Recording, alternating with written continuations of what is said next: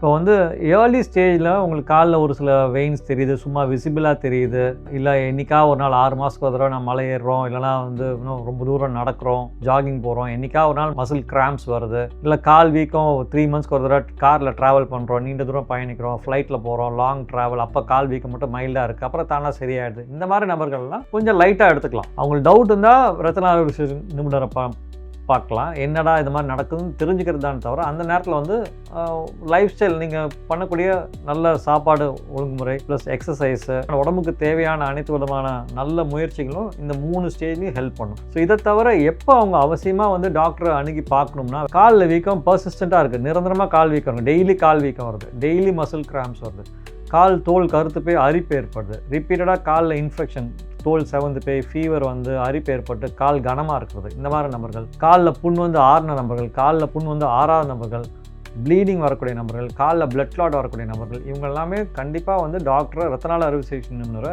இமீடியட்டாக அணுகி அதை இன்னும் மேற்கொண்டு காம்ப்ளிகேஷன் ஆகாமல் இருக்கிறதுக்கு உடனடியாக வைத்தியம் பண்ணிக்கிட்டிங்கன்னா பெட்டர். ஏன்னா இதெல்லாம் டிலே பண்ண நீங்கள் வைத்தியம் பண்ணக்கூடிய சூழ்நிலை கண்டிப்பாக ஒரு நாள் வரதான் போகுது. அதுக்கப்புறம் அது ரிக்கவரி ஆகிறதுக்கு லேட் ஆகும், 1 மாதம் 2 மாதம் 3 மாதம் ஆகும். ஸோ ஏர்லியராக வந்தீங்கன்னா நெக்ஸ்ட் டேலேருந்து உங்கள் வேலையை பண்ணலாம். லேட்டாக வரும்போது ரிக்கவரி லேட் ஆகும்.